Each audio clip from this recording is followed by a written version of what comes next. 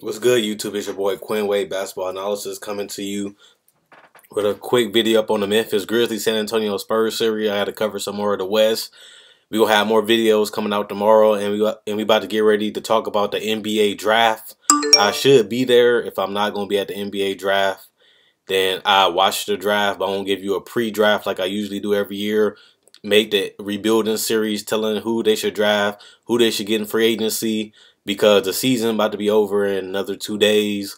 And on top of that, some teams already heading in that direction. Some teams they just missing the little pieces, and some teams just need to draft and basically build up their team. So rebuilding will be coming back, and the draft, mock draft, will be coming up next in a couple weeks because I gotta know the draft lottery. So stay tuned to that. But today we're gonna talk about the San Antonio Spurs, Memphis Grizzlies. This series gonna be easy.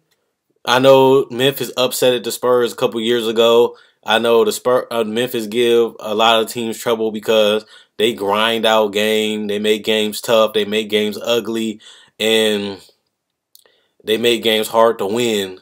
And they really can beat you up and make you get gas, make you get tired. But Chandler Parson would have been a big difference maker because he adds another three-point shooter. He adds another ball handler to get the ball out of Mike Conley's hand. And he adds another playmaker because he can go to the paint, get his own shot, get his own step back, hit his own threes, and he can get to the free throw line, and he can get out on transition and run. They missing a lot of offense. I know they still eked into the playoffs, even though they've been there since the start of the season, but they only won 43 games. They might just win 44 or 45 games at the max. That's terrible for Memphis because they usually win around 48 to 50.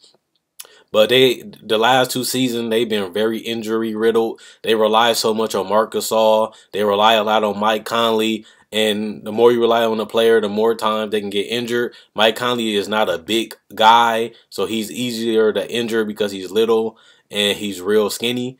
So he don't really have the muscles and stuff to knock off the damage. But the game gonna go like this. The Spurs should win this in 5 at the max. I think they'll sweep them. But if they don't sweep the Grizzlies, the last time I think they played in the playoffs, the Spurs swept them in the NBA Finals, Western Conference Finals. But I can see that happening again. The Spurs have been one of the teams that sometimes they show up, sometimes they don't. Sometimes they elite, sometimes they not. They've been having a great 60-win season, but I think it's a little overrated because every time I watch a Spurs game, they're not really dominating the opponent. They're not really embarrassing the opponent. They're not really imposing their will on the opponent. They're just finding ways to win games and just winning the game any means necessary. They're not really showing that they're an elite dominant team. They won 60 games, so you wouldn't even think it.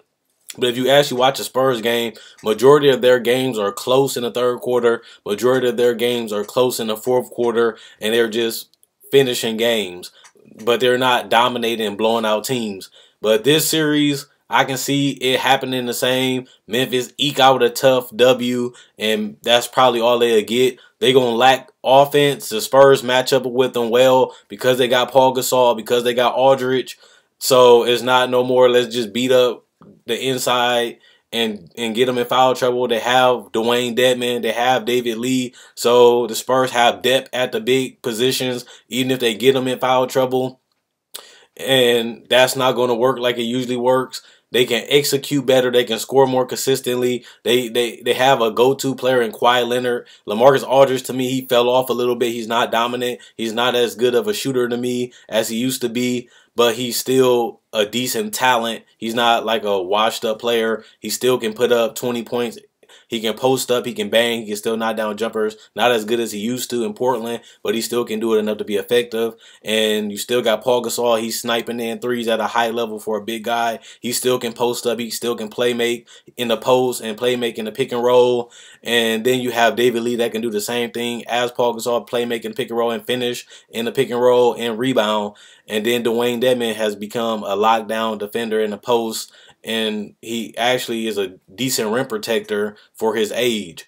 And Kawhi Leonard is playing on another level. He can really just take over fourth quarters in this series because Tony Allen is the guy that can actually guard him. But if Tony Allen gets in any type of foul trouble, they're done at the shooting guard. Or small, I mean, their best defender is probably Tony Allen at this point because Marcus All declined. So if they get Tony Allen in foul trouble, they ain't going to have nobody that can stop Kawhi Leonard. They still got to worry about how to stop the Spurs from moving the ball around. They're going to still have to figure out how to slow the Spurs down. If they can do that, they can win 2 more games. But other than that, the Spurs have too many pieces, too many weapons, a high level of execution. They live off easy shots. They don't take that many tough shots. So this series may be a landslide, a blowout, or this series might even not even become that much of a challenge. So that's what I wanted to say. I think this series is going to be over in 5 at the max. 4 is most likely what's going to happen. But I want to see what you guys think in the comment section below. Make sure you check out my website, analysisplayground.com. It's in the description and it's in the comment section. Also, check out my Facebook page. It's going to be in the comment section and in the description. I just want you to like the page to show support and just like the video if you enjoyed the video. But this series is not going to be that competitive. They don't have enough NBA talent on Memphis. They don't have anybody that can really flat out dominate the game besides Marc Gasol. Conley is just a decent, he's like a star player. He's not an all-star player. He's not a superstar player. He's just a star player, but he had a good season. But he's not really a dominant takeover player. Neither really is Marc Gasol. But with that being said, they still going to have a shot at maybe winning the game. But let me know what you guys think. Quinn Wade Basketball Now signing out. Make sure you check out my Facebook and my website at analysisplayground.com in the comment section below and subscribe.